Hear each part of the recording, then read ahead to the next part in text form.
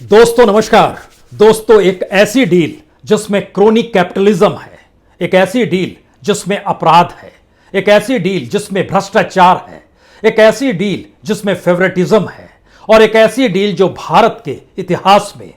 Bofors घोटाले पर भी भारी पड़ जाए। यानी एक ऐसी डील जिसको लेकर फ्रांस के भीतर अब आपराधिक जांच शुरू हो चली है और उसको लेकर एक जज की नियुक्ति भी कर दी गई है। और उस डील के कटघरे में और कोई नहीं, फ्रांस के पूर्व राष्ट्रपति, मौजूदा राष्ट्रपति, फ्रांस के पूर्व रक्षा मंत्री जो मौजूदा वक्त में विदेश मंत्री हैं, यह सब कुछ उसके दायरे में है। लेकिन उसके तार सीधे सीधे भारत से जुड़े हैं और इस डील को लेकर भारत के भीतर जब जब आवाज उठी तब तब इसी बात का जिक्र किया गया, दरअसल यह राष्ट्रीय हित में है। तो ऐसे में ना तो संसद के भीतर ना ही सुप्रीम कोर्ट की चौखट पर यह मामला सरकार के खिलाफ या फिर डील को लेकर किसी तरीके से भी खड़ा हो पाया। लेकिन फ्रांस के भीतर मीडिया पोर्ट लगातार एक अखबारी तौर पर जांच करना शुरू करता है और उसके बाद वहां की जो एनजीओ जो कि आर्थिक अपराध को देखने में माहिर मानी जाती है, वह वहां पर अदालत का दरवाजा खटखटाती है और उस दरवाजे को खटखटाने के बाद फ्रांस की नेशनल पब्लिक प्रोसिक्यूशन एजेंसी जांच शुरू करती है। शुरुआती जांच में जानकारी आती है कि कुछ तो गड़बड़ है, लेकिन वो जांच जब धीरे धीरे आगे बढ़ती है तो वो तमाम तरह की परिस्थितियां जिसमें हमने जिक्र किया, criminal, corruption, favouritism, crony capitalism, सब कुछ धीरे धीरे साफ होने लगता है। तो कहा जाता है कि सबकी जांच होगी, लेकिन भारत के भीतर ये तमाम चीजें दब जाती हैं। यहां धीरे धीरे आवाज उठती है लेकिन फिर उसे दबा दिया जाता है।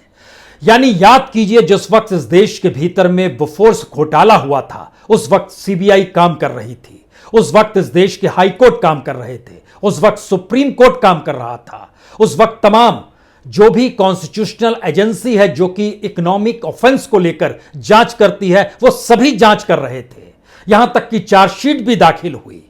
लेकिन मौजूदा वक्त में अभी आपको ना सीबीआई नजर आएगी, ना ही अदालतें नजर आएंगी जिस रूप में इस जांच को होना चाहिए। क्लीन चिट सुप्रीम कोर्ट ने भी राफेल डील को लेकर यह कहकर दी थी कि दरअसल यह राष्ट्र के मद्देनजर है, यानी कहीं ना कहीं इसका राष्ट्रीय सुरक्षा और राष्ट्रीय हित जुड़ा है, जो सरकार ने कहा था। और यह बात भी उसमें फैसले में सुप्रीम कोर्ट ने कही थी कि दरअसल यह उसके दायरे में नहीं आता है, इसके लिए तय संसद को ही करना होगा, क्योंकि वह गवाही के लिए प्रधानमंत्री को अपने पास नहीं बुला सकता है, वो गवाही के लिए रक्षा मंत्री को अपने पास नहीं बुला सकता है और रक्षा मंत्रालय से जुड़े ब्यूरोक्रेट्स को भी नहीं बुला सकता है। लेकिन अब जो दस्तावेज सामने आए हैं, उन दस्तावेजों पर अगर एक सरसरी नजर डालेंगे तो एक के बाद एक ऐसी परिस्थितियां हैं जिसमें सीधे तौर पर जिक्र है क्या वाकई प्रधानमंत्री ने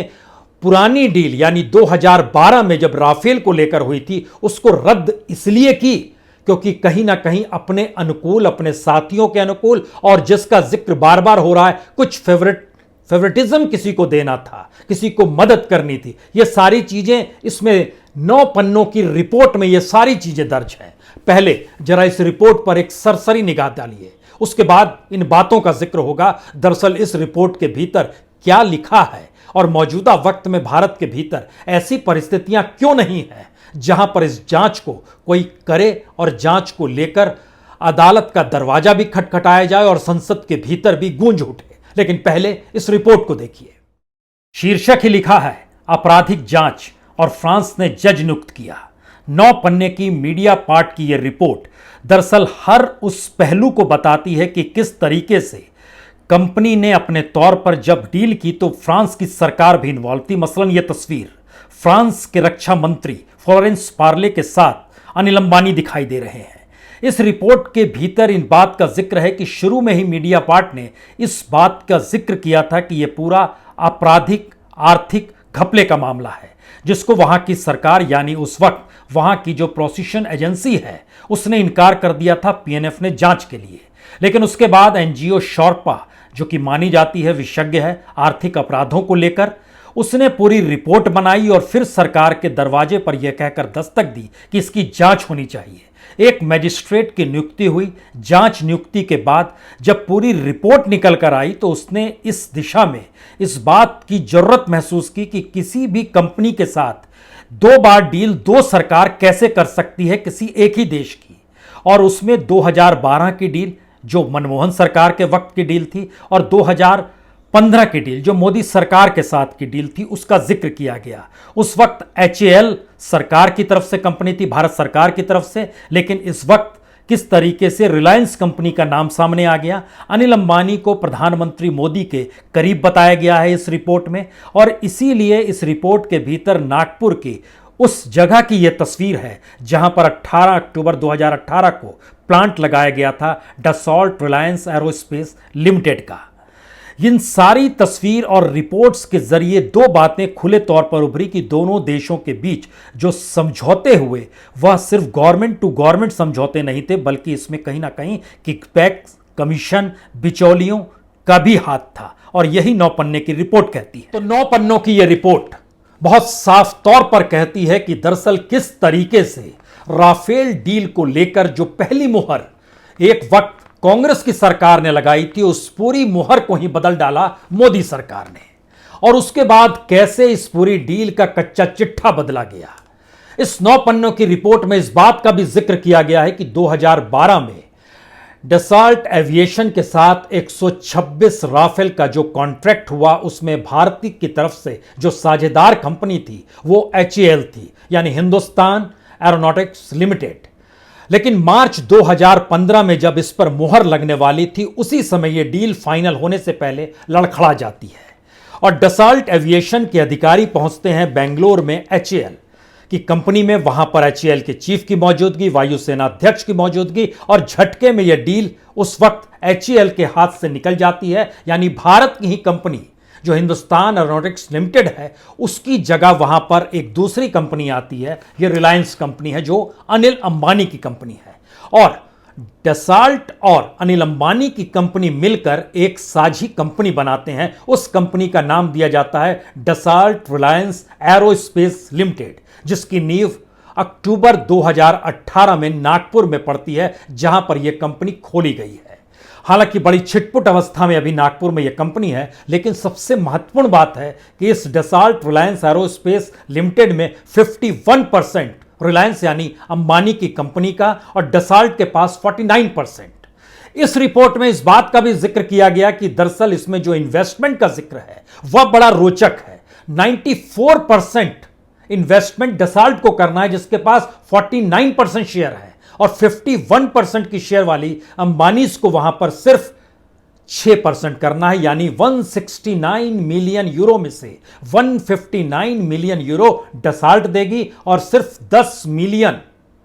यूरो जो है वो अंबानीज देंगे, लेकिन कंपनी में शेयर 51% अंबानीज का रहेगा। यह पहली स्थिति बहुत साफ तौर पर इस 9 पन्नों की रिपोर्ट में दर्ज है। दूसरी परिस्थिति बहुत साफ है कि जिस तरीके से 26 मार्च 2015 को जो रिलायंस और डसॉल्ट के बीच में NOC फाइनल साइन हुए थे, उसके बाद ही प्रधानमंत्री अप्रैल के महीने में 10 अप्रैल को वो फ्रांस गए थे, जहां पर इस राफेल को लेकर समझौता किया गया और इसकी जानकारी भारत में दी गई। अब किसी तरीके से कोई भी घपला घोटाला, किकबैक्स बफोर्स की तर्ज पर नहीं हो सकता है, क्योंकि गवर्नमेंट टू गवर्नमेंट समझौता हो रहा है। लेकिन गवर्नमेंट टू गवर्नमेंट समझौते की ही यह नई परिस्थिति खोल देती है जब आपराधिक जांच और कोई नहीं, फ्रांस की नेशनल पब्लिक प्रोसिक्यूशन एजेंसी अब इसकी जांच कर रही है और एक जज की नियुक्ति हो गई है। यानी उस वक्त के राष्ट्रपति और उसके बाद राष्ट्रपति जो मैक्रोन है और भारत के प्रधानमंत्री नरेंद्र मोदी के बीच जो ये पूरी के घटनाक्रम है, इसकी जांच फ्रांस में होगी। अब मान लीजिए कि फ्रांस के भीतर अगर अपराधी घोषित हो भी जाते हैं, उसका असर भारत पे नहीं पड़ेगा। इसीलिए भारत के भीतर जब सुप्रीम कोर्ट के पास यह मामला गया तो राष्ट्रहित में सुप्रीम कोर्ट ने इस पूरे राफेल डील को क्लीन चिट दे दी, क्योंकि सरकार ने कहा था और उन्होंने कहा था कि ये हमारी जांच के दायरे में नहीं आते हैं, क्योंकि हम जब जांच करना शुरू करेंगे तो ऐसे में प्रधानमंत्री को गवाही के लिए बुलाने का अधिकार हमारे पास नहीं, रक्षा मंत्री को नहीं, ऐसी डील को लेकर वहां के बड़े ब्यूरोक्रेट्स को रक्षा मंत्रालय के नहीं बना सकते हैं। तो ऐसे में फिर चंद पन्नों का जिक्र इसी रिपोर्ट के भीतर है, जो आपको जानकारी देता है कि किस तरीके से सरकार ने अपने तौर पर जब डील की तो 2015 में, यानी सरकार, मोदी सरकार उस समय बन चुकी थी। उसके डॉक्यूमेंट्स बहुत साफ तौर पर बताते हैं कि 2015 में जब प्रधानमंत्री फ्रांस पहुंचे थे और वो डील कर रहे थे, तो उसके पहले देश के भीतर में ऐसी व्यवस्था की गई थी कि अगर कोई कंपनी के रिप्रेजेंटेटिव के तौर पर खुद को सामने रखता है तो उसको बिचौलिया नहीं माना जाएगा और इसको लीगल फीस के तौर पर माना जाएगा, जिसका जिक्र उस वक्त के पारिकर साहब ने किया, जो कि रक्षा मंत्री हुआ करते थे, और सरकार ने अपने तौर पर उसको लीगल फीस के तौर पर लिया। लेकिन उसमें अगला सवाल यह था कि बिचौलिए की भूमिका को लेकर क्या वाकई इस देश की धारणा बदल गई। हालांकि इस बात का जिक्र बार बार किया गया कि किसी भी रक्षा डील में भारत के भीतर से कभी बिचौलिए का जिक्र नहीं, कभी कमीशन की बात नहीं होगी, किसी के जरिए अब कुछ नहीं किया जाएगा। लेकिन फ्रांस में जो जांच हो रही है उसमें यह सारी चीजें निकल कर आ रही है। एक क्षण के लिए आपको याद फिर से बोफोर्स इसलिए करना पड़ेगा क्योंकि बोफोर्स के वक्त जब 1986 में यह डील हुई थी, उस डील के तकरीबन एक साल के बाद स्वीडिश रेडियो ने सिर्फ एक लाइन जिक्र किया था कि भारत के साथ जो बोफोर्स की डील हुई है स्वीडिश कंपनी की, उसमें किकबैक्स लिए गए हैं। जो ये घूस का मसला था, जो कमीशन का मसला था, वो किकबैक शब्द यूज किया गया था और 1987 में ही उस वक्त के प्रधानमंत्री राजीव गांधी ने बोफोर्स कंपनी को ब्लैकलिस्टेड कर दिया। 99 में ब्लैकलिस्ट कंपनी का तबका हटा दिया वाजपेयी सरकार ने, क्योंकि उस वक्त करगिल हो रहा था और जरूरत थी इस देश को भीतर में उस हाउजर जिसका लेकर डील हुई थी, जो पूरी की पूरी बोफोर्स तोप की जो डील हुई थी, वह करगिल में उसने कमाल काम भी किया था। ठीक इसी तरीके से राफेल लड़ाकू विमान का कोई जोड़ अंतर्राष्ट्रीय तौर पर नहीं है, इससे कोई इनकार नहीं करेगा। लेकिन फिर सवाल उस डील का आता है जिस डील ने बोफोर्स घोटाले के वक्त राजीव गांधी की कुर्सी हिला दी थी और उन्हीं के कैबिनेट मिनिस्टर से निकले हुए वीपी सिंह देश भर में घूमते थे और कहते थे मेरी जेब के भीतर में डील करने वालों के नाम हैं, क्या मैं बता दूं? वो नाम नहीं बता पाए प्रधानमंत्री बनने के बाद, लेकिन उस डील ने लोगों को हिला दिया कि जब ऊपरी स्तर पर इस तरीके से करप्शन हो और इस तरीके से क्रिमिनल करप्शन हो तो फिर सरकार को रहने का हक नहीं है। वीपी सिंह देश के प्राइम मिनिस्टर बन गए, लेकिन मौजूदा वक्त में आपको सरकार के भीतर से कभी कोई ऐसी आवाज नहीं सुनाई देगी।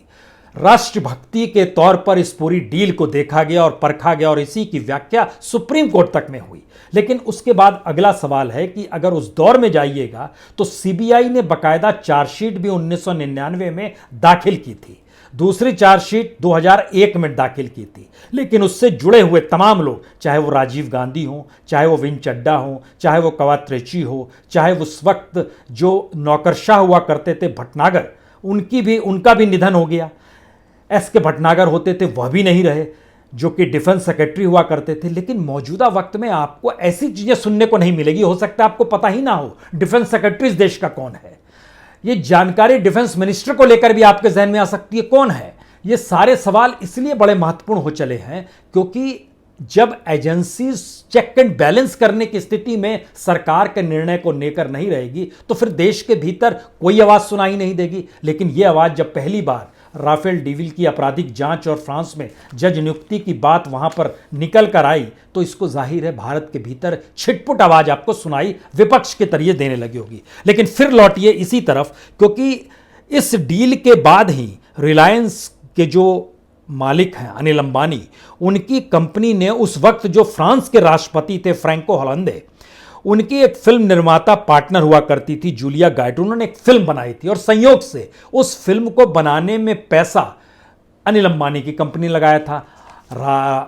अल्फांदो ने बहुत साफ तौर पर कहा कि हमें नहीं पता था कि ये कंपनी है या वो कंपनी है, इसमें आप फेवरेटिज्म मत देखिए या इसमें लाभ की परिस्थिति को मत देखिए। चलिए, इसको नहीं देखा गया। उसके बाद निकल कर आया कि जो डील हो रही थी इससे पहले 2012 में उसी कंपनी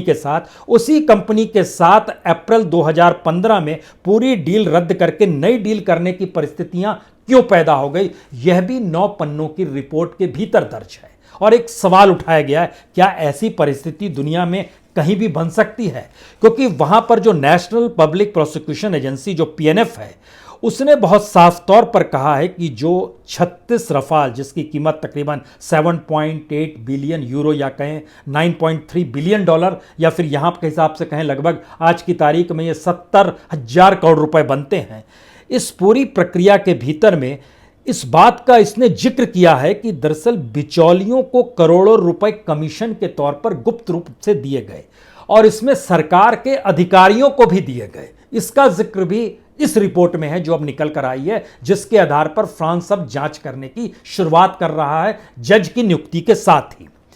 और जो पेरिस की जो वित्तीय केंद्र की सबसे संवेदनशील कानूनी फाइलें मानी जाती हैं, उसमें राफेल डील की फाइल को भी रख दिया गया है। यानी फ्रांस की सरकार ने जो सबसे संवेदनशील कानूनी फाइलें जो दो देशों के बीच हुई डील के मद्देनजर वहां के नियम कायदों के हिसाब से मानी जाती है, उसमें अब राफेल डील का नाम भी आ गया है। तो क्या इसकी जांच इस देश के भीतर में नहीं होनी चाहिए? और क्या इस देश के भीतर की परिस्थितियां अलग बदल गई, कानून अलग बदल गया? क्योंकि डॉक्यूमेंट्स इस दिशा में भी ले जाते हैं कि उस वक्त जो फ्रांस के रक्षा मंत्री थे फ्लोरेंस पार्ले,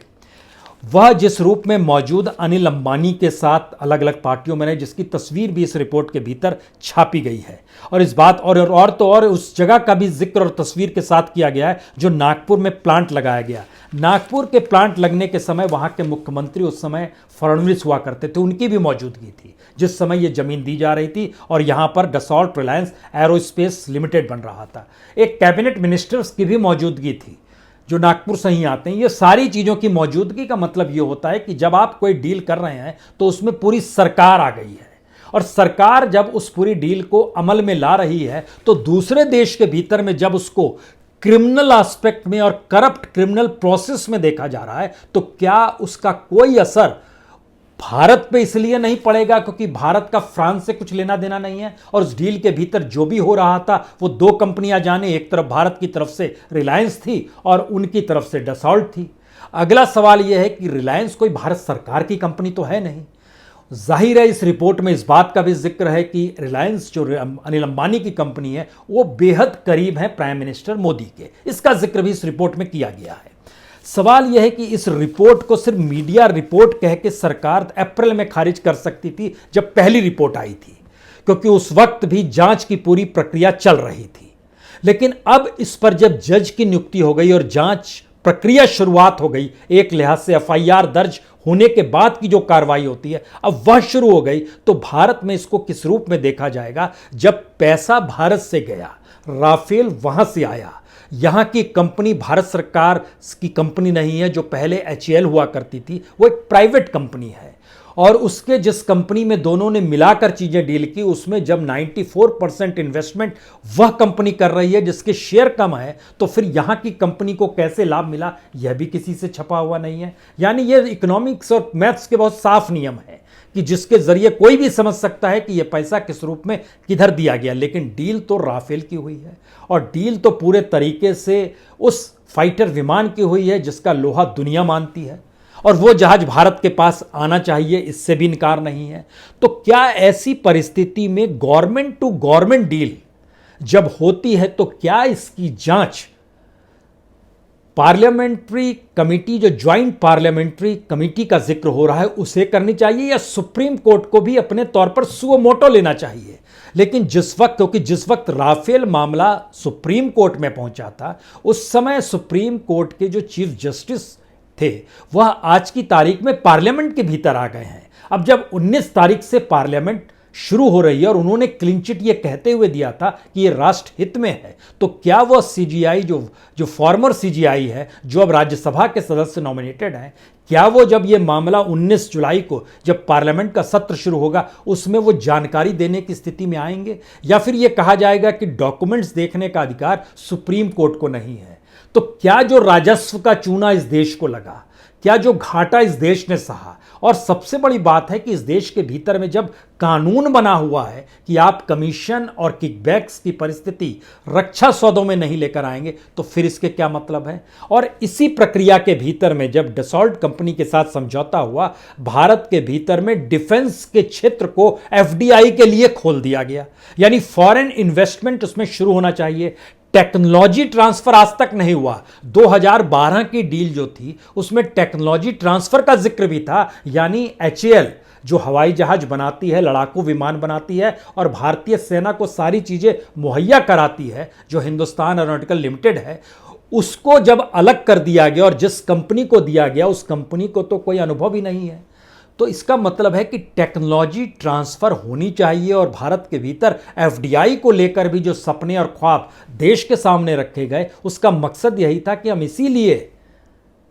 एफडीआई के लिए रास्ता खोल रहे हैं जिससे टेक्नोलॉजी भी भारत में आए। लेकिन आज की तारीख तक किसी भी देश की किसी भी कंपनी ने कोई टेक्नोलॉजी भारत में ट्रांसफर नहीं की। एफडीआई जरूर आ रही है लेकिन उससे डील फिर कुछ प्राइवेट कंपनियां ही कर रही है, और सरकार ने अपने तौर पर मान लिया कि कंपनी जिसके साथ भी समझौता हो, अगर वह कंपनी के रिप्रेजेंटेटिव के तौर पर कुछ रख रहा है तो उसे जब हम पैसा देते हैं तो वह लीगल फीस होती है।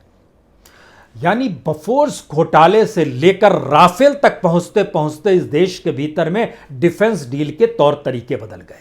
बफोर्स घोटाले से लेकर राफेल तक पहुंचते पहुंचते प्रधानमंत्री की मौजूदगी इस देश को चलाने को लेकर जिस रूप में होनी चाहिए वह भी तौर तरीके बदल गए। उस वक्त यह नहीं कहा गया था कि हमें जनता ने चुना और हमारा यह अधिकार है। इस वक्त यह कहा जाता है हमें जनता ने चुना और हमारे पास सारे अधिकार है। यह एक ऐसी परिस्थिति है जिसमें चुनावी जीत क्या किसी भी नियम कायदे को सत्ता के लिए अनुकूल करने की दिशा में कदम उठाने का मौका दे देती है, या जनता उसे चुनती है जो इस देश को ठीक तरीके से चलाए।